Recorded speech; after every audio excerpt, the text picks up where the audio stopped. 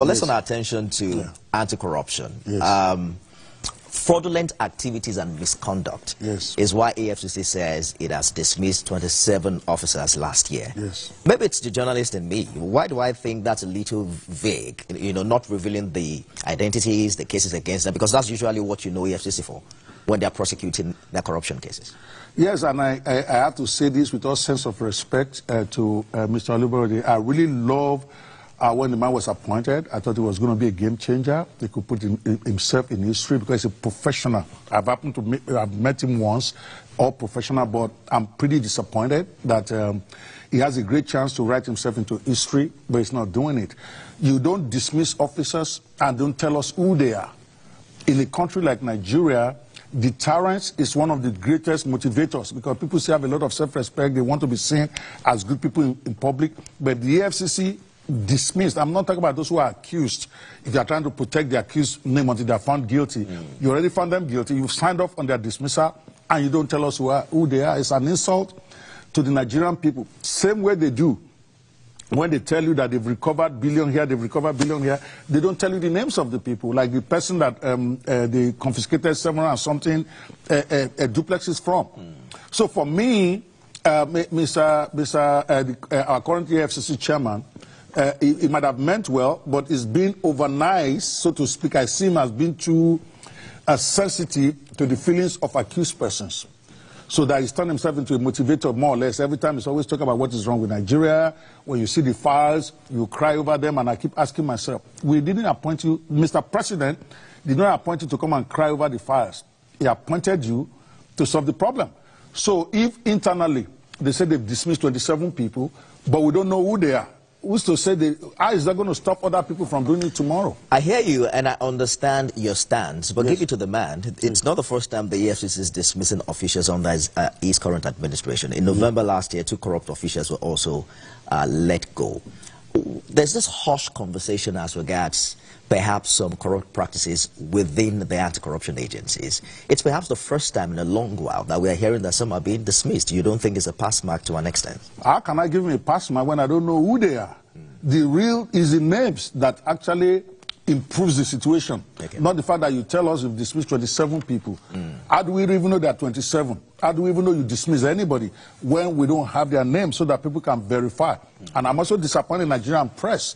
If the EFCC makes a press release like that, I expect all of them to be all over him. Who is these 27 people? The Nigerian public has a right to know. No, Nigerians are asking already. You also talked about the issue of the estate in Abuja. Let me read the response from EFCC to you here. I think it was Mr. Oyewale, the spokesperson, who mentioned that the identity of the owner could not be revealed because the investigation into the suspected criminality in the acquisition of the property is ongoing. He explained that the company suspected to be the owner denied ownership of the estate. And according to him, it will be unprofessional for EFCC to go to town by mentioning names of individuals whose identities were not directly linked to any title document of the properties. Please give me a break. So you got to the point where you got 700 and something houses to be forfeited. You don't get to forfeit unless you file proper documents with some documentation and names and stuff like that. And the court granted you that. And you're telling me you don't want to tell us who these are. No, even if you are saying that they are denying being involved, is it the first time EFCC has been telling us they are arresting people or that they are investigating people? To me, it's a letdown, and I have a lot of confidence in the man before. A letdown on the nation. 700 and something duplexes, like trillions. It is the highest forfeiture in the history of EFCC. And you feel that Nigerians don't have a right to know who are everybody concerned? Well, but some say they have seen the name in the court documents, however. So there's a particular name on the news. Personally, I can't confirm that. But I'm trying to say that, are you not seeing any silver lining at all in that dark cloud, an improvement from what it used to be? No. Let me be clear. The current EFCC chairman is a marked difference from what we have seen in the past. Very professional, very cultural. I'm saying he has an opportunity to write himself into the history books, but he's missing that by being, I'm not going to say over professional, by being too sensitive to the feelings of the so-called accused persons. It is not the job of the EFCC chairman, for instance, to say, oh, I see these 15-year-olds, 17-year-olds doing fraud, and I feel that the EFCC should go and start a school to re-educate them. That's not his job. His job is not to feel sorry for the criminals. His job is to bring them to book so that other people can stop. So he's done some good work. Like you said, he's got some people dismissing that. But is that what Nigerians really are looking for? The man has been there for years now. We have not seen one very high-profile looter prosecuted successfully and put in jail. That's what we are looking for. The former Kogi State governor is in court now. I remember him coming out to say he's going to prosecute him or he will leave the office. Don't even start with that Kogi State guy. Don't even start with that. I think he did that. But no, because it is the same man that went to his office to be arrested and he says he's not going to see. The same man. Leave out the details. I'm just trying to say.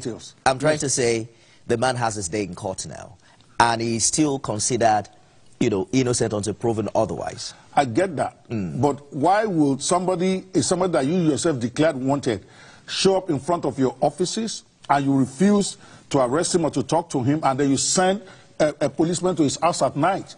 Is it more about the drama or about doing the work? That's what I'm asking myself now. Like I said, one of those big supporters before, but I'm asking myself now, what's going on? Some say that the office of the EFCC chairman is arguably the least coveted of appointments, given how the tenure of past 5 chairmen in the history of commission ended. Okay. In very controversial manner. Yes. Since its establishment in 2003, during, I think it was President Olusegun Obasanjo, every individual who has headed that anti-corruption agency left the establishment in a controversial way. Yes. Usually with corruption allegations, the same corruption they were appointed to fight. But some have said